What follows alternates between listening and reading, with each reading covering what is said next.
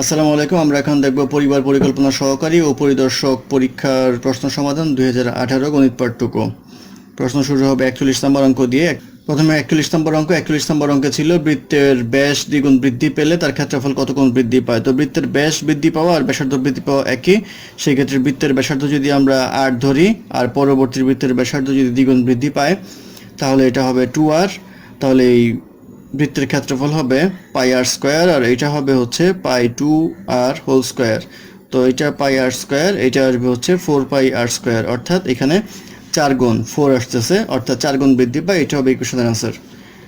তারপর অঙ্ক number 42। Number 42-তে বলা আছে বার্ষিক 4.5 টাকা হার মুনাফায় কত টাকা বিনিয়োগে 4 বছরে তা 826 টাকা হবে। অর্থাৎ এখানে দেওয়া আছে interest rate equal to 4.5% equal to 4.5 divided by 100 লেখা যায়, আর সময় n ইকুয়াল টু দেওয়া আছে 4 ইয়ার। তো আমরা সূত্র অনুসারে যাই, i equal to N P R, P হচ্ছে এখানে প্রিন্সিপাল। তো এখানে বলা আছে 826 টাকা হবে হচ্ছে সুদ আসলে। সেই ক্ষেত্রে এটার সাথে যদি আমরা আসলটা যোগ করি, এটার সাথে আসলটা যোগ করলে ইকুয়েশনটা ফর্ম হয়। তো পি প্লাস আই এর মান দেওয়া আছে হচ্ছে 826 ইকুয়াল টু, এখানে যদি পি কমন নেই এন আর প্লাস 1 লেখা যায়, বা পি ইকুয়াল টু লেখা যায় 826 divided by N R plus 1 equal to 826। N হচ্ছে এখানে 4 আর হচ্ছে 4.5 বাই 100 প্লাস 1 এই আসবে। এটা ক্যালকুলেশন করলে আমরা পাবো 700, অর্থাৎ 700 টাকা হবে প্রিন্সিপাল অ্যামাউন্ট, অর্থাৎ এটা হবে ইকুয়েশনের আনসার। তারপর অঙ্ক 43তে বলা আছে কোন সংখ্যাটি সবচেয়ে বড়। এখানে দেওয়া আছে 0.02, তারপরে দেওয়া আছে √0.2, তারপরে আছে √0.3, 0.3।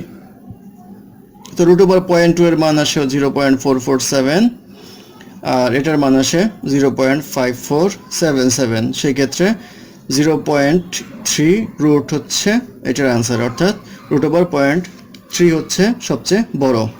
তারপর অঙ্ক নাম্বার 44তে বলা আছে 5, 9, 13, 17 ধারাটির কততম পদ 165, অর্থাৎ 165 কয় নাম্বার প্লেসে আছে সেটা জানতে চাওয়া হচ্ছে। ধরি nতম পদ। তো nতম পদের সূত্র আমরা জানি a plus n minus 1 into D equal to nতম পদ। nতম পদ এখানে 165, বা এর ভ্যালু হচ্ছে প্রথম পদ হচ্ছে এখানে 5, n এর মানটা আমরা জানি না, বের করব। ডি হচ্ছে সাধারণ অন্তর, অর্থাৎ এখান থেকে এখানে ডিফারেন্স 4, এটা ডিফারেন্স 4, এই 4টা এখানে আসবে 165, বা n minus 1 into 4 equal to 165 minus 5 equal to 160, বা n minus 1 equal to 160 by 4 equal to 40, বা n ইকুয়াল টু 40 প্লাস 1 অর্থাৎ 41, অর্থাৎ 165 হচ্ছে 41তম পদ, অর্থাৎ 41 হবে ইকুয়েশনের আনসার।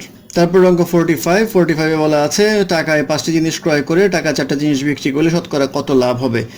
তো লাভের ক্ষেত্রে আমরা জানি এখানে 5 minus 4 divide by 4 into 100 equal to আসবে আমাদের 1/4 ইন্টু 100 ইকুয়াল টু আমরা পাবো 25, অর্থাৎ 25% হবে ইকুয়েশনের আনসার। তারপর অঙ্ক 46। নাম্বার 46-এ বলা আছে 1 একরের 5% কত বর্গ গজ। তো 1 একর সমান সমান আমরা জানি 4840 বর্গ গজ। তাহলে এর 5% বলা হয়েছে। 5% মানে 5/100 ইন্টু 4840, 242 বর্গ গজ, অর্থাৎ 242 হবে ইকুয়েশনের আনসার।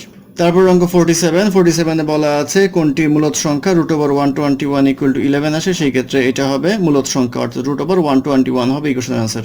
তারপর অঙ্ক 48-এ বলা আছে একটি সরলরেখার উপর অঙ্কিত বর্গের ক্ষেত্রফল ওই সরলরেখার 1/4 উপর অঙ্কিত বর্গক্ষেত্রের ক্ষেত্রফলের কত গুণ। সেটা হবে একটা বর্গক্ষেত্র আমরা চিন্তা করি, বর্গক্ষেত্রকে 4টা ভাগ করি। তো প্রত্যেকটা ভাগ হচ্ছে আমাদের 1 করে, অর্থাৎ টোটালটা যদি আমরা 4 ধরি তাহলে এটা 1। তো এটার 1/4 উপরে যদি একটা বর্গক্ষেত্র আঁকি তাহলে যদি ছোটটা হয় x আর বড়টার 4 গুণ, তাহলে 4x, এটা বর্গ করলে আসবে x², এটা আসবে 16x², তাহলে এটা আসবে হচ্ছে 16 গুণ, তাহলে 16 হবে ইকুয়েশনের আনসার। তারপর অঙ্ক নাম্বার 49-এ বলা আছে 2:3 এর অনুপাতের সমানুপাত কোনটা। এটা হবে 4:6, তাহলে 4:6 হবে ইকুয়েশনের আনসার। তারপর অঙ্ক নাম্বার 50। নাম্বার 50-তে বলা আছে x plus y equal to 8, xy equal to 15, তাহলে x minus y whole to the power 4 equal to কত। তো আমরা আগে বের করব x minus y whole square equal to কত। এটা হবে x plus y whole square plus minus 4 A B. তো এটা আসে হচ্ছে 8 square minus 4 into 15 64 minus 60 equal to 4। তাহলে x minus y whole square equal two আসে 4। তো এটাকে আরেকটা স্কোয়ার যদি করি তাহলে এটাও স্কোয়ার হবে, তাহলে হবে 16। অর্থাৎ তাহলে আসলো x minus y whole to the power 4 equal to 16। এই 16 হবে ইকুয়েশনের আনসার। তারপর অঙ্ক নাম্বার 51। নাম্বার 51-এ বলা আছে x square minus root over 5x plus 1 equal to 0 হলে x square plus 1 by x square equal to কত?